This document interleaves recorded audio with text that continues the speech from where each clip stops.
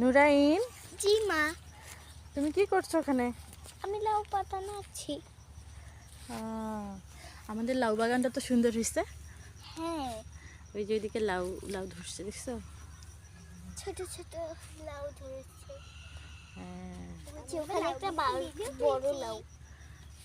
আমি লাউগুলোকে বেঁধে দিয়েছি। তাই তো। দেখো মা, এখানে এই যে একটা ছোট লাউ, হ্যাঁ, এই যে এখানে। লাউয়ের পাতাগুলো অনেক সুন্দর, তাই না? হ্যাঁ, নরম।